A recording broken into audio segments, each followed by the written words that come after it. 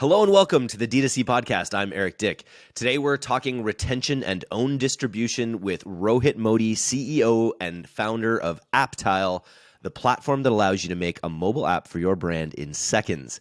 This podcast dives deep on the importance of retention and own distribution in 2023, how to turn your app from a stock experience into a deeply engaged channel for ongoing LTV, how to make a killer loyalty program and why an app gives you much better results for loyalty programs, and exactly how an Apptile app allows you to create a dynamic customer experience in the same way that billion-dollar corporations like Uber and Amazon do, and why these elevated customer experiences are becoming table stakes in D2C. Stick around to the end for Apptile's very special offer to D2C listeners. It's got to be one of the most valuable ones ever offered to this podcast. So if you've ever thought about building an app, you will not want to miss it. Hope you enjoy it. On with the show. When you think about building a mobile app, it's almost like you have a flagship store, right? You not only build that store to generate more sales, you're getting your most loyal customers to experience the best experience that you can offer. The mobile app is exactly that. You have to start from building that unique experience. Then you add layers of how you're going to engage this customer base. So it starts from building compelling content. Today, an average consumer actually spends 4 hours on their phone. It's a great opportunity if you're generating content in-house or you are generating content with your influencer partners. All of that content can be delivered effectively on this channel.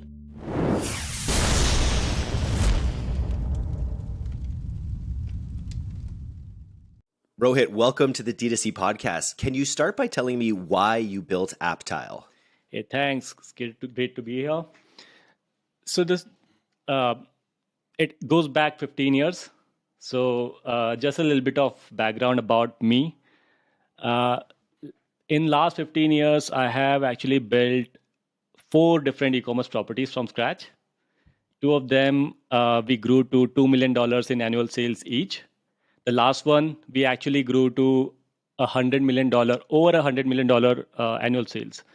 Now, the one thing that I have learned building these properties is every brand, no, it doesn't matter if you're a small or a large brand, you are selling to 2 different kind of customers. You're either selling to what I call tourists, or you're selling to locals, right? And almost all the times, the profits that you're bringing in, you're getting those profits from your local customers, right? And what has happened in last 15 years is internet has moved from web to mobile. Customers have grown to expect superlative experiences, the kind of experience that you would get on a service like Spotify, Airbnb, even Uber, right? Uber's a big and these one, are very sophisticated experiences. And consumers actually associate the notion of your service being premium or not, depending on if you are delivering similar kind of experience or not. I wanted to ask about tourists versus locals. Is that because it costs so much more? It costs more to acquire locals generally, and because it costs more to acquire tourists and locals come back on their own. Is that why locals are more profitable?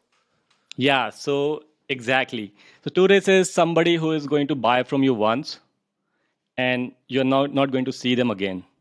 And locals are essentially your core customer base, your loyal customers who are actually coming back to your store again and again and giving you more business. I think every brand for last 10 years has been in a different world where it was more about growth and acquisition. So our vocabulary was about acquisition. Now, post-pandemic, we suddenly are in this environment where the mindset has to shift from acquisition to retention. Right, and that's exactly why you need to convert more of your tourists or the customers who you acquire to locals, which is the customers who are actually sticking with your brand and giving you more business over time. Right, and that's why retention and especially every brand has to today take stock of how are they generating new sales? Are they generating new sales from their existing customers? What is their repeat purchase rate? And how does it stack against the best of the brands in the world? And that is going to make the difference between brands that are actually thrive in this environment versus brands who are really going to struggle next 2, 3 to 5 years. And really having clear ideas about how to reach those different customers. Because if you've got a bunch of customers that just happen to be on your pixel in Meta, for instance, you could spend a lot of money reaching them, and Meta will be happy to reach them, and they were maybe coming back anyway. In a lot of cases, they were maybe going to come back and be your locals anyway. So you always got to make sure that you're smart about your budget for new users and how you build distribution channels specifically with your returning users, right? Exactly. So until last year, the idea about retention was essentially buying transactions from your customer base by retargeting them on, again, Meta and Google, right? So you are not actually getting these customers to buy from you again without spending more money on that acquisition. That is a very different world. Even on channels like SMS and email, there have been stories about extremely successful campaigns, but it doesn't come without cost. Now compare that to a completely owned marketing channel and distribution channel, which is a mobile app, and your ability to reach your customer base free of cost, completely in a personalized messaging, and making sure that these customers are coming back to you, and even between two transactions you are able to engage this customer base, and that actually goes a long way to build a core loyal customer base, which is giving you the most of your profits. So I imagine, congratulations on your e-com success, by the way. 100 million in sales is impressive. I imagine you probably, we say, ate your own dog food. So you built Apptile from the apps that you built for these businesses. What worked best? So take the example of the 100 million sales business. What aspect of your app worked the best in that product? So that is a business which is what I call a tourist business transition into a local business, right? And essentially, it started as a e-commerce property in home category. So we started as a vertically integrated D2C brand in home. So started selling furniture, home decor, and so on. Now, one thing which is interesting about furniture is the frequency of purchase in this category is not as high as some of the other categories like pets, baby products, or even fashion or skincare. Right now, you buy a couch, you expect to replace it in next 5, 6, 10 years, right? And by that nature, it is essentially a low frequency of purchase kind of business. What is important in that kind of business is you have to make sure that you are making profit on the first sale. So it's a hardcore tourist business. Now it is all about how efficient you are in building a scalable distribution channel, how efficient you are in building the supply chain so that you build a healthy 60% plus gross margin, and your ability to build a brand which allows you to charge that premium price. So we had to do all three, but over time, what we realized that we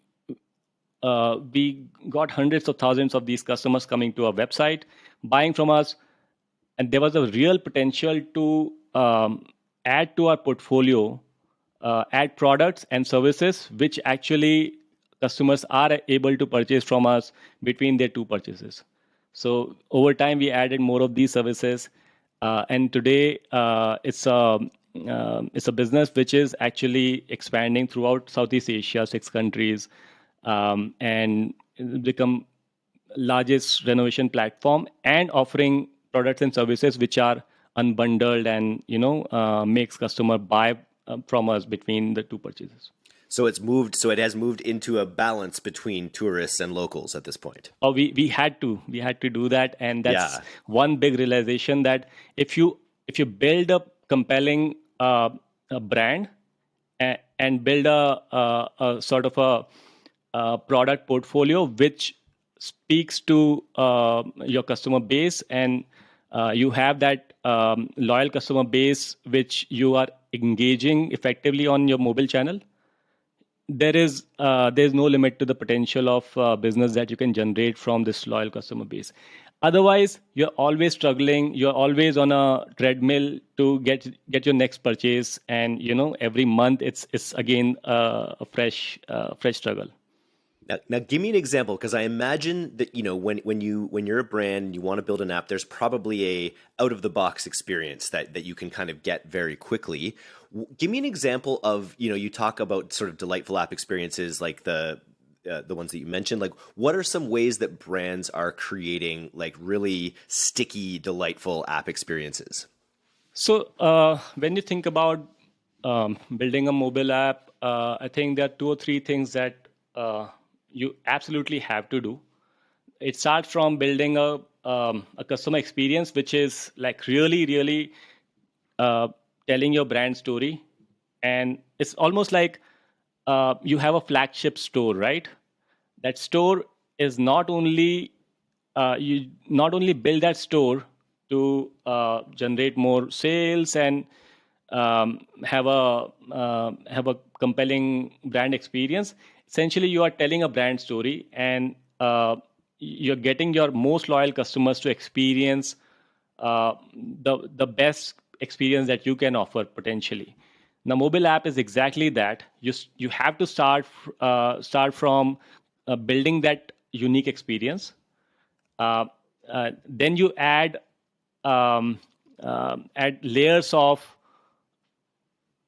how you're going to engage this customer base. So it starts from building compelling content that you deliver on this channel, because really today for an average consumer actually spends 4 hours on their phone, right? So it's a great opportunity to if you're generating content in house, your editorial team is generating content, or you are generating content with your influencer partners. All of that content can be actually delivered effectively on this channel. So that builds you engagement. The third thing that you absolutely have to do is build a solid loyalty program, right? And mobile as a channel actually lends itself extremely well for you to build a personalized experience for your customers and build a powerful loyalty program around that experience. And if you do all of these things well, you grow your loyal customer base. You move more of your customers from your acquisition channels to your mobile channel, and you start generating repeat purchase, and push your customer lifetime value where it should be. Can you also run affiliate programs from apps? We didn't talk about this in the pre-interview, but if you were not affiliate, but like ambassador programs, for instance, if you had people. Yeah, we have not worked with like many brands that are actually doing that already, but you could actually. There's one brand in India. They're a baby product brand, right? And we're building this kind of notion with them. What they have is I forget the name of the program itself, but they have a reseller network, almost like a small community where stay-at-home moms are actually promoting and selling their products in their network, and that's a big way they are generating fresh sales. Now, the way they currently do is they share product links, and it's very crude way of putting together a distribution channel. I think what absolutely possible is you could actually build separate apps for your consumers and this network of resellers that you build, and the experience has to be completely different. One thing we absolutely from the beginning had it we are very, very clear about was that the apps that are built on a platform, uh, they are not limited uh, in terms of core capabilities in what kind of user experience you are able to design.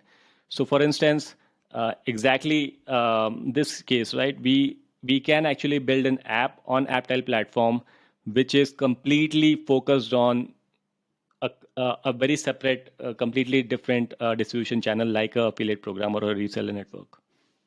So, so what does like, first of all, what kind of brands in what stage of their life are you think are looking most at building apps, having the most success with apps? New brands, established brands? Is there a certain revenue size that makes the most sense? Yeah, I think today, especially, it doesn't matter if you're small or large in terms of scale. It's absolutely important for you to protect your loyal customer base, right?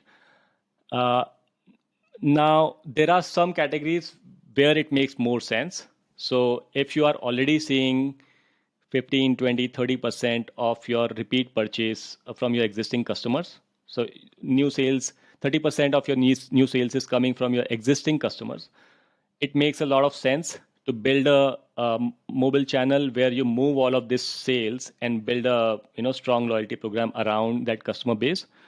That's one. If you have any kind of content play, so if you are generating any content and distributing that on social media, it makes a whole lot of sense to build a immersive content experience on mobile. Um, and there are some categories which actually lend itself very well for mobile as a channel. So high frequency of purchase categories like skincare, fashion, F&B, baby, pet products. You see the categories are actually refill kind of categories. So you have to purchase something every 30, 45 days, and subscription actually works very well in these categories. So wherever you are seeing a lot of repeat purchase, you're already deploying some kind of a SMS or email retention marketing campaigns. Those are the brands that can benefit extremely well on a mobile channel. Um, Otherwise, there are categories where maybe the product catalog is small, but there is a high um, um, there is a high potential of personalization in the product itself. So there's a brand that we're working with. They're into personalized skincare. So what they do is they actually create a custom formula for you, and they deliver it. Um, these products are built uh, for you. They do a lot of testing. Initially, they let you give some kind of details, and you get to a bunch of recommendation in products, and these products are like built right from the ingredients, uh, and in cases like these where there is a high potential of personalization in product or the shopping experience, those are the brands I think mobile app make a lot of sense. We talk all the time about segmentation for email and SMS. What kind of and we talked in the pre-interview a little bit about the ways that you can kind of segment the customer experience on mobile apps. How do you think about segmentation when it comes to the customer journey on mobile apps? So I think it is no brainer that today the kind of experience that you deliver to your customers, you have to think about different customer segments. So if you're in skincare or fashion, you have to think about building landing pages or promotions for men and women. Uh, if you are in the other categories, you have to think about high level of customer segmentation, newcomers or repeat purchases, uh, and so on. What many brands don't actually do is uh, uh, personalize and optimize the experience for using a lot of signals. So these signals could be the signals that you generate from the browsing behavior, what kind of content customers spend more time on, what kind of products they are viewing, what kind of products they are adding to cart, adding to their wish list, and so on, without even making purchase. Most of the product recommendation, and promotions that we see today, they are actually designed around upselling and cross-selling based on purchase history, right? And you have to absolutely do that as well. But as brands become more sophisticated in terms of deploying like machine learning and AI now becoming more and more common, consumers are actually they expect the kind of magic that you expect from apps like Uber and Spotify, where anticipatory design is actually taking the center stage, where um, you take four rides, and then suddenly when you fire up the app knows where you might want to go now, right? And that's segmentation of one, right? And the app itself orients itself around you, and it anticipates what you're going to do when you fire up the app. uh, Apptile platform is actually built from ground up to enable that kind of magic, right? So the app that you build on our platform, they're not static at all. Uh, we generate a lot of these signals and make use of these signals to render a different experience for the for the user, and you can be very very creative around creating unique customer journeys and creating these dynamic experiences, which actually customers actually expect today by default. I think the biggest mindset is you have to be making this for your customers. I think probably a lot of people are like, "Oh, I'll make an app and it'll be my distribution channel and it'll be my channel to our customers." But if it's not a delightful experience for them, if it's not something that, as you say, meets the expectations that have been set by these other amazing apps, then you're less likely probably to build it into the distribution channel you want. You really have to think customer centric with this experience. Absolutely. So I think that's the problem with that's the opportunity that we saw as well. Today there are a lot of ways for you to build and launch a mobile app. I think the gap that we saw was that most of these no code platforms that let you build an app, they essentially offer you one app which is configurable, so you can switch on or off features. Most of the um, distinction between two apps are uh, more about switching on or off feature or delivered by your content. So essentially, you're offering exact same app that like thousand other brands are also offering, and that's okay because it gives you a very fast way of building and offering an app.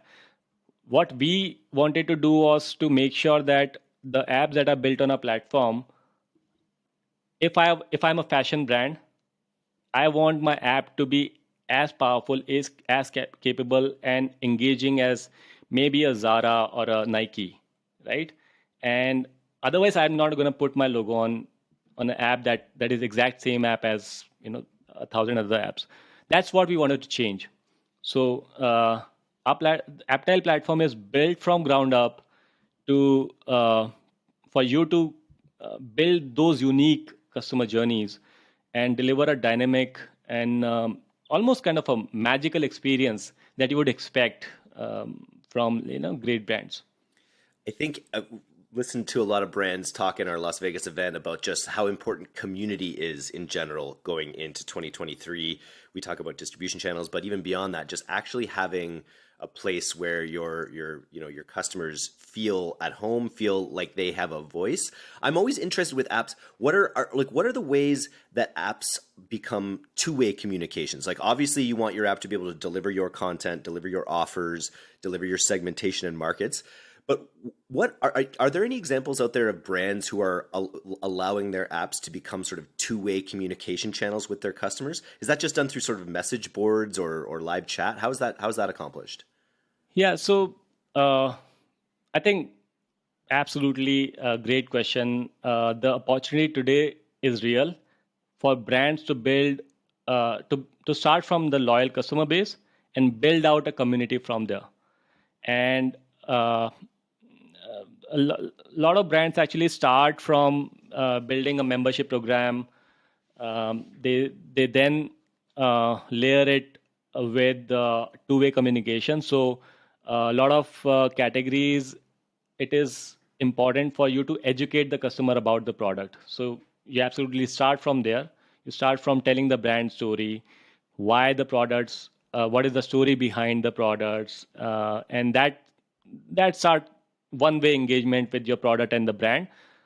Then you layer it with educational content about, maybe it is about fabrics or ingredients or what is the process, production process, and so on. A lot of times it is important, especially in cases where talk about skincare brand, right? It is extremely important for your users to understand what are the ingredients that go into the product that they are going to put on their skin. So a lot of these cases where it's about nutrition or skincare, especially where it's very intimate and personal experience with the product, there's a high amount of knowledge that you offer as a brand. But because the consumers are so curious about knowing more about the product, they become kind of an expert about your products. And then suddenly you open up peer-to-peer discussion forums, or probably have your customers explain your product on your property. And you see a lot of TikTok or Reel or these kind of content that actually users are creating this content, which is educational in nature, and you distribute that content on your property, on your social media channels, and that sparks the community where your users are actually educating other users and they are interacting suddenly. And there's no limit to that. A lot of brands actually organize offline events where the users meet, they exchange their experiences, and some of these are very, very creative brands that run very successful communities on the channels. And what you're looking for is that flywheel effect, right? Whenever you can get Exactly. momentum that you can set into motion, and then it creates its own momentum. That's what every brand owner needs in 2023.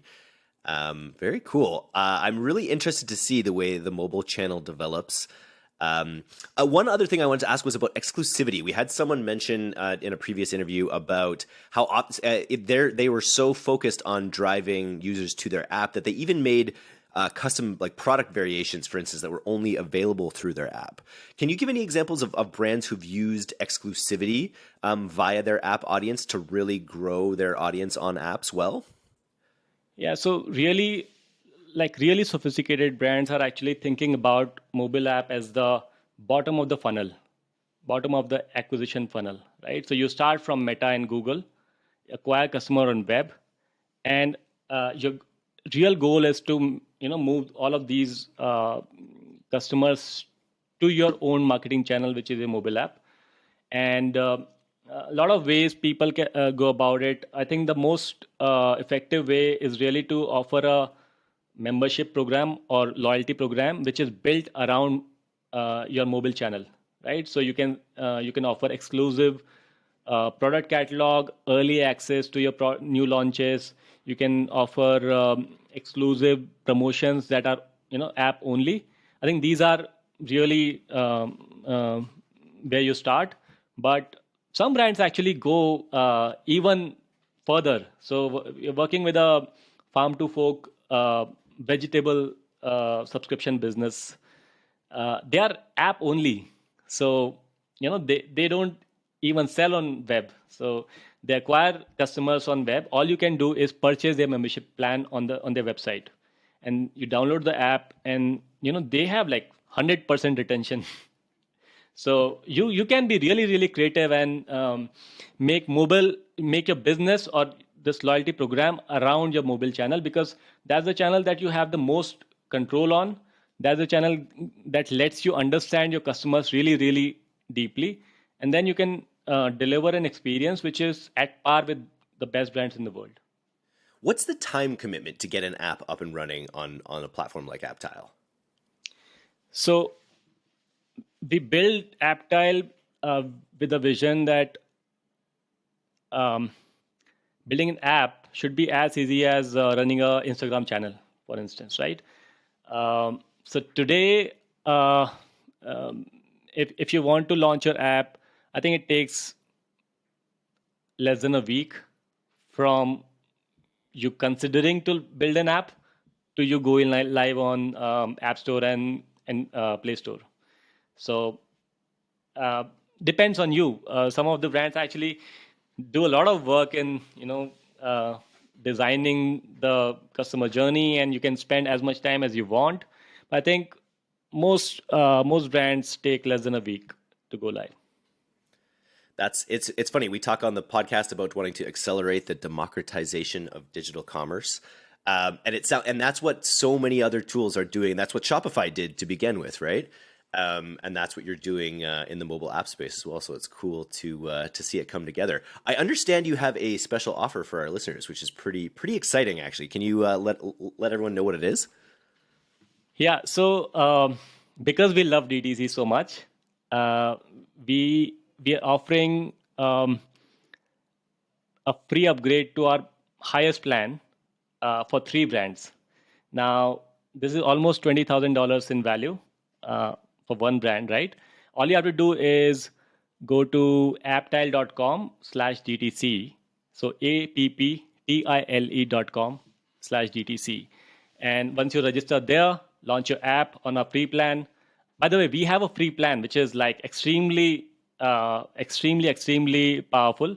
So you can launch very unique, powerful apps on a free plan itself. But once you launch your app on a free plan for 3 brands, we'll upgrade you for free for a year. So that's one of the best offers ever offered on the D2C podcast. I'm going to make sure I throw that in the intro as well, just because I think that's a huge opportunity for a brand out there that wants to invest in the app space. And I know there's 3 listening right now that are going to take you up on that. So super exciting. Thanks for coming on the D2C podcast today, Rohit. This was a lot of fun. Hey, thanks. It's been great. Yeah, cheers. Go to apptile.com and sign up for a free app. Then let's get 3 amazing brands upgraded to white glove Apptile treatment for the whole year. Again, thanks again, Rohit. This is great. Thank you. Bye-bye.